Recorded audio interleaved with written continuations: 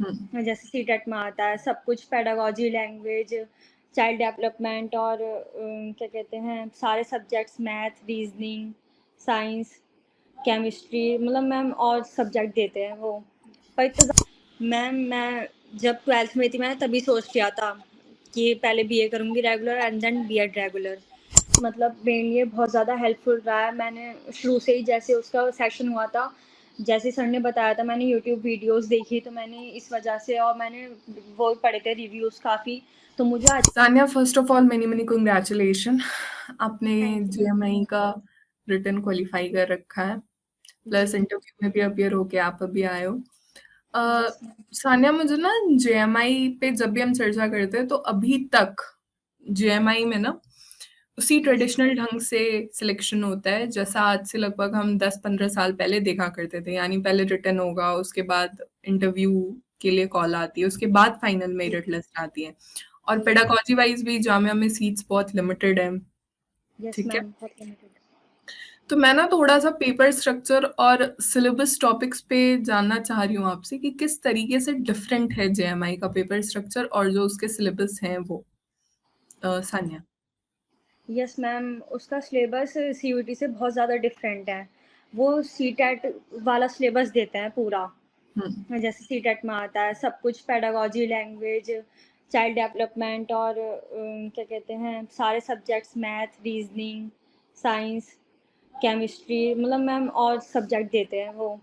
पर इतना ज़्यादा हार्ड भी नहीं होता। जैसे मैंने डेली बैच से वो लिए क्लासेस तो रिमझिम मैम ने बहुत ज़्यादा अच्छा पढ़ाया था। तो मैम मुझे उससे बहुत ज़्यादा हेल्प हुई है लैंग्वेज और टीचिंग एप्टीट्यूड में। ओके, बहुत अच्छा पढ़ाया था मैम ने। ओके। यस। सानिया आपने अपनी प्रिपरेशन कैसे शुरू करी जेएमआई के लिए? आपने कब सोचा कि आपको टीचर बनना है? मैम मैं जब 12th में थी मैंने तभी सोच लिया था कि पहले बीए करूँगी regular and then BEd regular, तो इसलिए। Yes ma'am. ठीक है।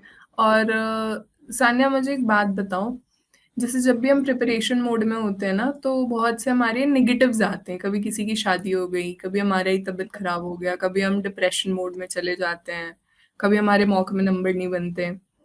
तो जी इन सारी चीज़ों से आपने बाउंस बैक कैसे करा, सान्या? मैम मैंने काफ़ी सारी शादी स्किप करी हैं वैसे प्रिपरेशन के लिए जेएमआई की। और मतलब बीच में रमज़ान और ईद भी थी तो मैंने इतना मतलब इतने सही से सेलिब्रेट नहीं करा। मैंने क्लासेस ली हैं डेली बैच से लाइव, और डेली बैच क्लासेस रमज़ान में ही लाइव हो रही थी और उसके बाद भी तो मैंने ज़्यादातर लाइव मतलब ध्यान दिया अपनी पढ़ाई पर। मुश्किल था थोड़ा पर कर लिया। ओके, मैम ने इतना अच्छा पढ़ाया, इतना ईज़ी से अंडरस्टैंड करवाया, इस वजह से और सर ने भी पॉलिटी। ओके, ठीक है। Yes ma'am. सान्या किस हद तक मैटर करता है previous year question paper? Ma'am बहुत ज़्यादा मैटर करता है जेएमआई का क्योंकि वो प्रीवियस ईयर क्वेश्चन पेपर से ही बहुत सारे जो क्वेश्चंस होते हैं वो बार-बार रिपीट करते हैं। ज़्यादातर रीज़निंग्स में और पॉलिटिकल साइंस में, वो साइंस में, इनमें बहुत क्वेश्चंस रिपीट होते हैं और लैंग्वेज में भी। ओके, पर अब की ऑलराइट। बार जेएमआई का सिलेबस वो हुआ है ना चेंज, हुँ, हुँ। उसमें पार्ट आ गया इंग्लिश का और उर्दू का, हिंदी का। हुँ, हुँ। Okay, yes ma'am. ठीक है।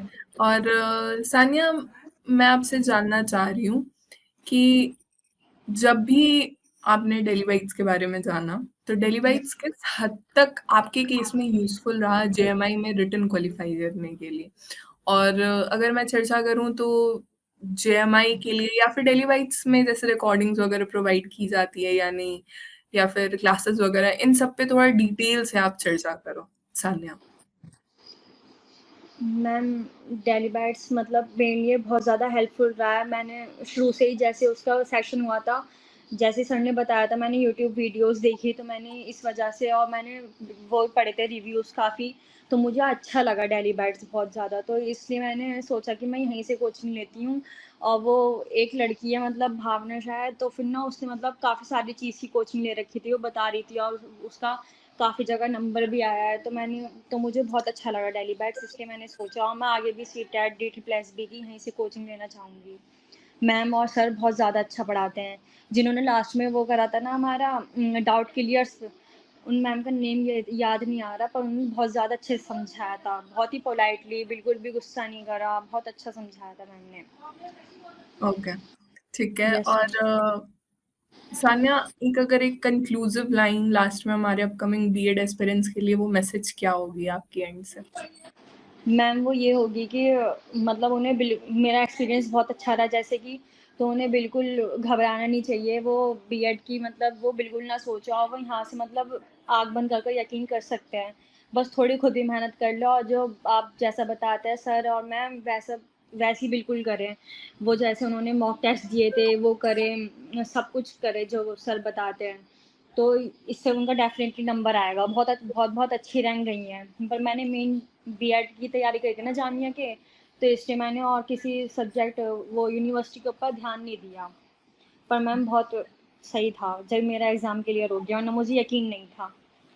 ओके, ठीक है। Thank you so much Sanya, this will be all this particular session. Thank you so much for your time and words. Thank you ma'am.